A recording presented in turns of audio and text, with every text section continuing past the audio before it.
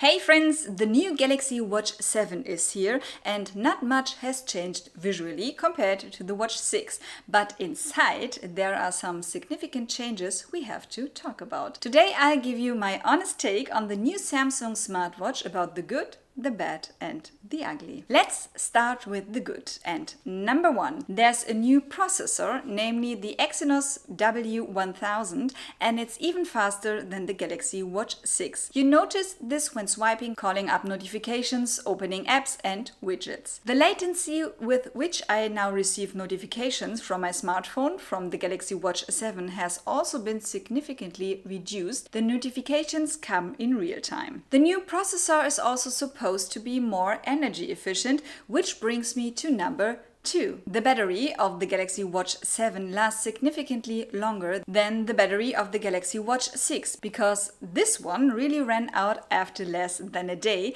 and a half at the latest. The Galaxy Watch 7 now lasts a little over 2 days with sleep and heart rate tracking activated, notifications turned on and daily activity tracking. Half a day less if you activate the always on display. With the battery life of 2 full days, Apple will be pretty impressed, but manufacturers like Huawei and Amazfit laugh at this as their smartwatches last for 7 to 10 days. However, it must be said that these watches run a stripped down operating system. While with the Galaxy Watch with Google's Wear OS, you can use many of the Google and Samsung apps such as Google Maps, Chrome, Notes, etc. and third-party apps such as Spotify can also be installed. This means you can listen to music on the go without having to carry your phone. Instead of 16 gigabytes, there is 32 gigabytes of storage, which is quite decent. However, you have to ask yourself whether you will use it to the extent that you are willing to accept the relatively short battery life. Personally, I don't use any of these things and I place more value on a long battery life. But up until now, that was always because I couldn't charge my watch at night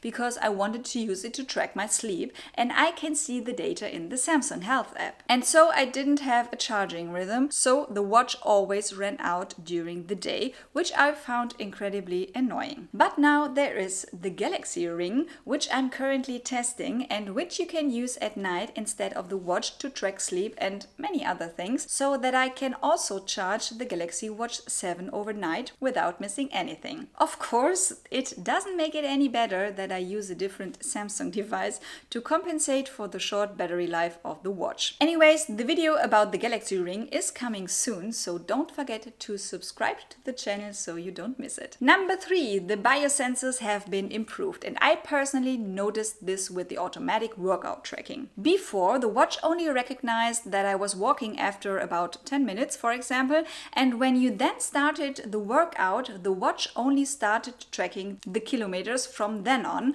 which I didn't understand at all. Now, the Galaxy Watch 7 recognizes the workout after a very short time, whether walking, running, cycling or using the cross trainer, and takes into account the kilometers already covered when walking and running. In my test, I also found the Galaxy Watch 7 to be a reliable tracker for sleep and heart rate, although I was also very satisfied with the Galaxy Watch 6 and 6 Classic. Both the Galaxy Watch 6 and the Watch 7 also track the body temperature in the morning, which is particularly interesting for women because it allows you to track your cycle very precisely. To do this, however, you have to wear the Galaxy Watch 7 or alternatively the Galaxy Ring all night long. From 2025, in addition to the standard things like ECG and blood pressure, it will also be possible to detect sleep apnea when you unconsciously hold your breath at times at night, which is quite common, and this results in the fact that the body is not supplied with enough oxygen at night. You can notice this, for example, by waking up in the morning feeling unrested and suffering from constant tiredness. I think it's a really exciting topic Samsung is working on here. Number 4 relates to a completely new tracking function, namely the AGEs index. AGE stands for Advanced Glycation End Products.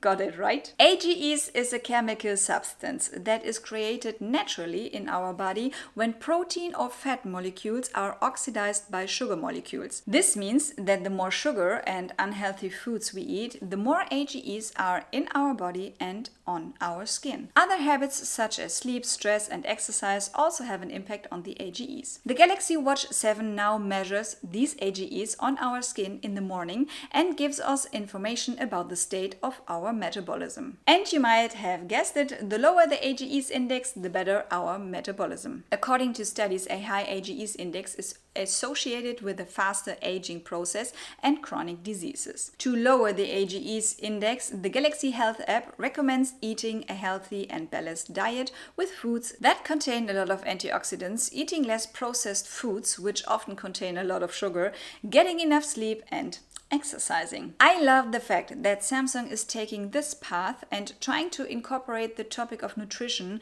into the overall consideration of physical health. With this AGEs index, the Samsung Health app will be even better in my opinion. I think this app is the best health companion currently available on the wearable market. In my opinion, this new index makes the Samsung Health app even more professional and useful for anyone who really takes their health seriously. And in the future, we can expect Galaxy AI to give us even more helpful support in this regard, such as how we can improve our sleep, diet, heart rate, etc.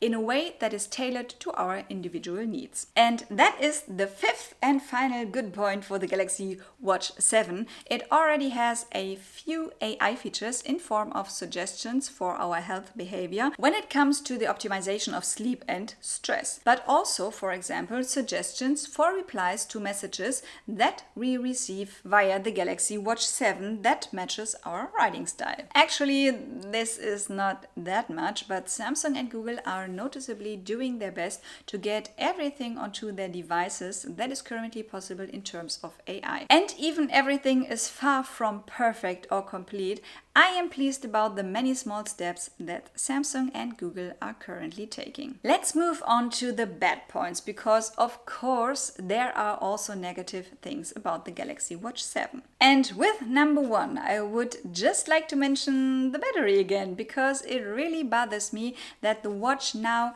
lasts 2 days, but I really hoped that we would see a bigger upgrade here. If nothing changes in terms of design, which is fine for me because I really like the design, I would have liked a battery life of 3 to 4 days, so that you at least don't have to think about charging it when you're on a business or a weekend trip. Maybe next year. And my second downside follows on from that.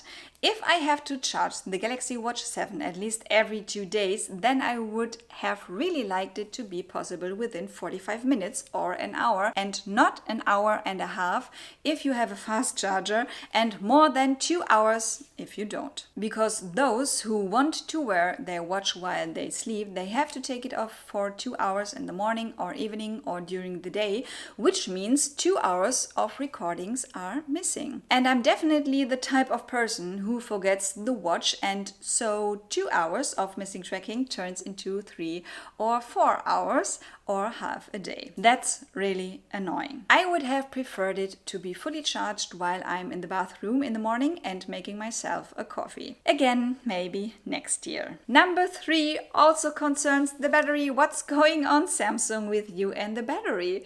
The watch can no longer be charged on the back of Samsung phones. It still supports wireless charging on a normal charging pad, but no longer supports reverse wireless charging. This affects both the Watch 7 and the new Watch Ultra, and I find it more than unfortunate. Because if you have to charge the watch so often, it was very practical to be able to charge it on the back of the phone so that you don't always have to carry the cable around. Well, those days are gone, and to be honest, I don't think that's a good thing. My fourth and last point is the ugly one, and that's more like a general topic, because I think it's a real shame that some of the Galaxy Watch 7's functions only work with the current Galaxy smartphone. This includes gesture controls via finger taps, bicycle power meter, fall detection, emergency call, and possibly even other Samsung specific functions that I may not have discovered yet. I can of course understand that Samsung like to encourage its customers to stay in the Galaxy cosmos. However, it was precisely this openness to be able to mix devices from different manufacturers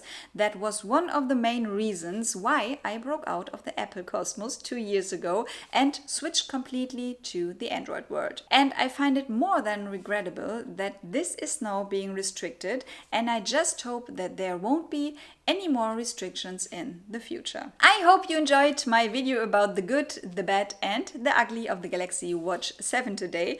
If so, then be sure to hit the like button and subscribe to this channel if you haven't already. So friends, thank you so much for watching. Goodbye and see you next time. Mwah.